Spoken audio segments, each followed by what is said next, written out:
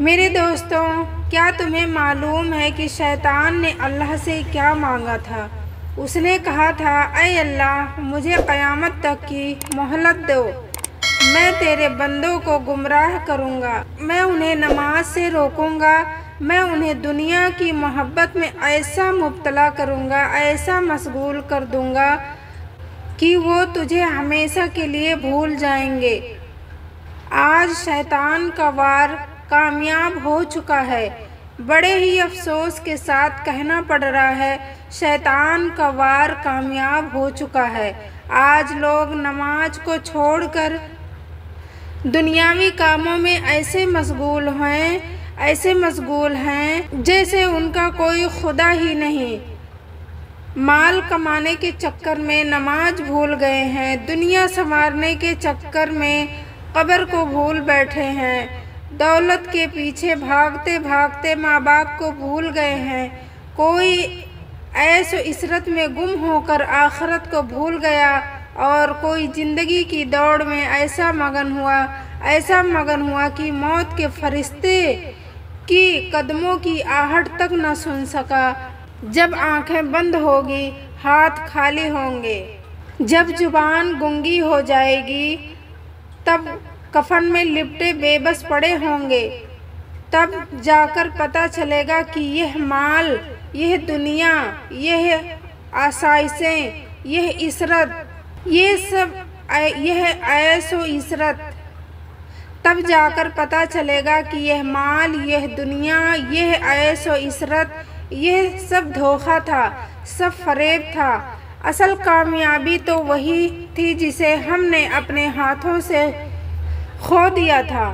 آج کوئی نیند کی محبت میں سجدہ کر رہا ہے، کوئی کھیل کود میں ایسا مشغول ہے کہ اسے نماز کی فکر ہی نہیں رہی۔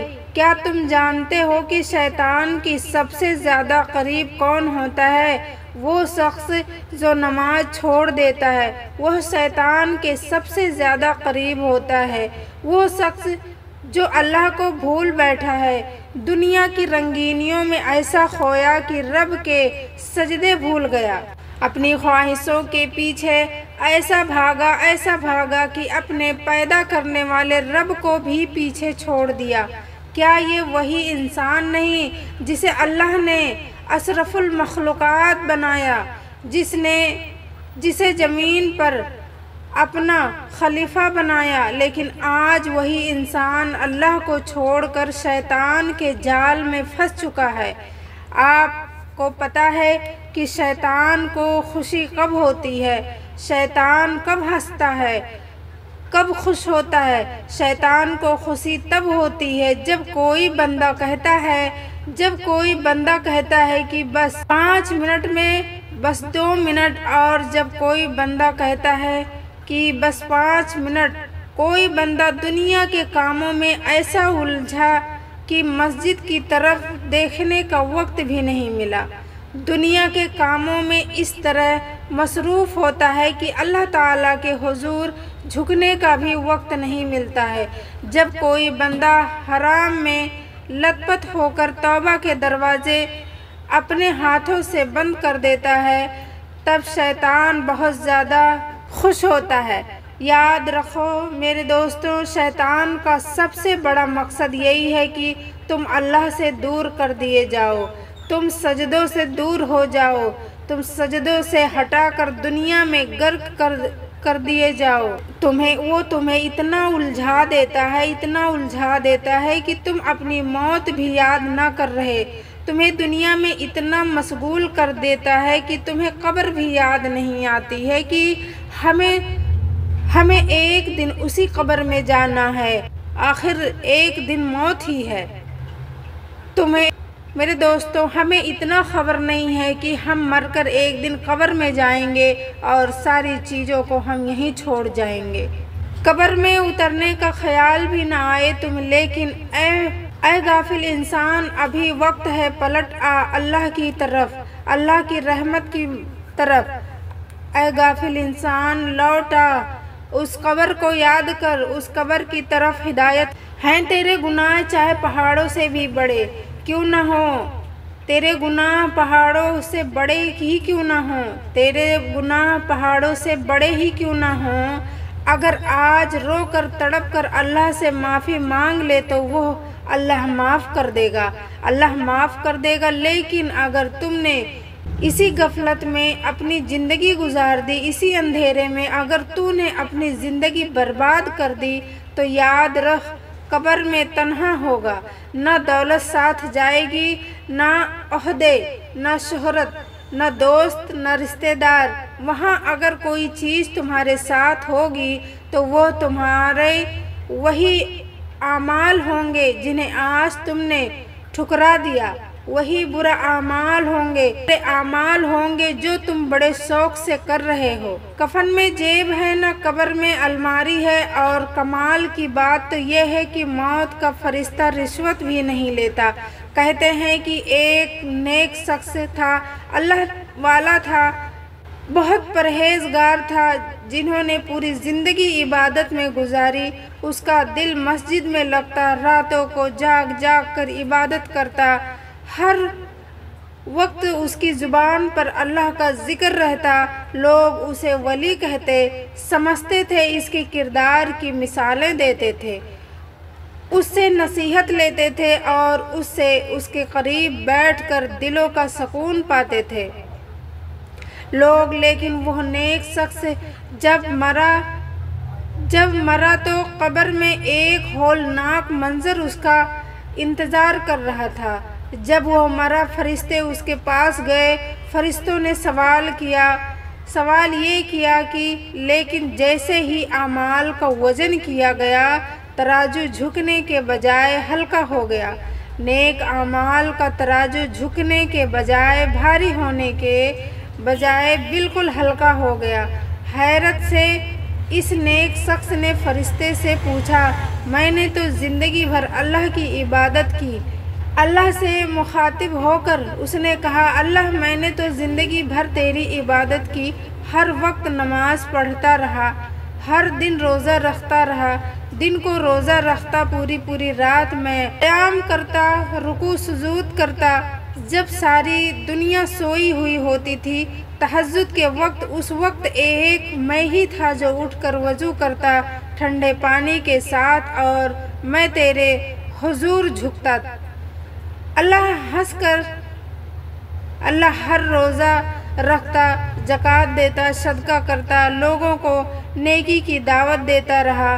फिर क्यों मेरी निजात नहीं हुई, फिर क्यों मेरी विश पूरी नहीं हुई, फिर क्यों नेक आमाल का तराजू हल्का हो गया। अल्लाह के हुक्म से एक फरिश्ता बोला, हाँ तुमने नमाज पढ़ी, इबादत की, नमाज पढ़ी, इबादत बहुत की, अल्लाह को तुमने खुश किया, मगर तुम्हारे दिल में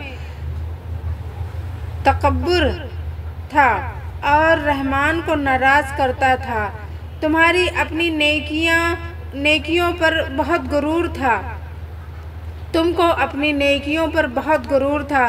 तुम लोगों को कमतर समझते, उन्हें हकीर समझते थे, अपने इल्म और इबादत का फ़ख्र करते थे, खुद को दूसरों से अफजल समझते थे और दूसरों को खुद से कमतर समझते थे, और अपने सजदों को दूसरे से बेहतर समझते थे। खुद को बड़ा नमाजी तू समझता था, लोगों पर इतराता था कि लोग बेनमाजी हैं। मैं तो अल्लाह के हुजूर बड़ा मकाम रखने वाला हूँ। तुम्हारे अंदर आजिज़ी नहीं थी, तुम्हारे अंदर तकब्बुर था, तुम्हारी नेकियों में खुलूस न था। तुम इबादत रब के लिए नहीं बल्कि अपनी तारीफ़ के लिए करते थे कि लोग तुझे अच्छा कहें, लोग तुझे इबादत गुजार कहें, इंसान कहें। लोगों ने अच्छा कह दिया। जो शख्स अपनी नेकियों पर तकब्बुर करे, घमंड करे, उसके सजदे आसमान तक नहीं पहुँचते। मेरे दोस्तों, फिर क्या हुआ? सुनते ही वह शख्स तड़प उठा, रो रो कर माफ़िया मांगने लगा, लेकिन वक्त ख़त्म हो चुका था, दरवाजे बंद हो चुके थे और अब वापसी का कोई रास्ता नहीं बाकी बचा था। मेरे भाइयों, یہ حکایت ہمیں سکھاتی ہے کہ کوئی صرف ظاہری عمل کا نام نہیں بلکہ اصل نیکی وہ ہے جو خالص اللہ کے لیے ہو۔ اگر ہم عبادت تو کریں لیکن دل میں تکبر ہو، دل میں گھمنڈ ہو، اہنکار ہو تو نماز تو پڑھتے ہیں لیکن دوسروں کو حقیر سمجھ کر ہم خراب کر لیتے ہیں، اپنے ہی اعمال کو خراب کر لیتے ہیں۔ ہم دین کی بات کریں لیکن خود کو دوسروں سے بہتر سمجھتے ہیں۔ یاد رکھو یہ نیکیاں اللہ کے ہاں قابل قبول نہیں، کیونکہ اللہ کو عاجزی پسند ہے، غرور نہیں پسند ہے، اللہ کو تکبر نہیں پسند ہے، اللہ کو جھکنا پسند ہے۔ اللہ کے سامنے سب سے بڑا خطرہ یہ ہے کہ وہ دین کو اپنی خواہشوں کے تابع کرنا چاہتے ہیں۔ آج کل میری قوم کے دین کو اپنی خواہشوں کے تابع کرنا چاہتے ہیں، وہ نماز بھی پڑھنا چاہتے ہیں لیکن گناہوں کو بھی نہیں چھوڑنا چاہتے، گناہ ان کی مجبوری بن گئی۔ وہ دین کا نام بھی لینا چاہتے ہیں لیکن دل میں غرور بھی رکھنا چاہتے ہیں۔ وہ چاہتے ہیں کہ دنیا بھی ان کی ہو اور آخرت بھی ان کی ہو، لیکن یاد رکھو دین اور دنیا ایک ساتھ نہیں چل سکتا۔ آخرت کے لیے ہمیں کچھ چھوڑنا پڑے گا، ہمیں اپنی خواہشوں کو مارنا پڑے گا، ہمیں اپنے نفس کو مارنا پڑے گا۔ میرا اللہ فرماتا ہے اے ایمان والو پورے اسلام میں داخل ہو جاؤ، مکمل طور پر اسلام میں داخل ہو جاؤ، یعنی کہ آدھے قطرے اور آدھے بن کر مت آؤ، پورا کا پورا اسلام بن کر آؤ۔ اگر کردار یہی ہوا تو پھر مثال وہی ہوگی کہ نہ کہ یہ وہی کسی مثال ہو گئی کہ دھوبی کا کتا، نہ گھر کا نہ گھاٹ کا۔ میرے بھائیوں، اگر چاہتے ہو کہ تمہاری نیکیاں قبول ہو، خدا را آج تیار کرو خود کو، تکبر چھوڑ دو، گھمنڈ چھوڑ دو، بڑائی چھوڑ دو، سب اللہ کے سامنے سر جھکا لو اور کہہ دو اللہ سے کہ میں تیرا ہوں اور تیرا ہی رہوں گا۔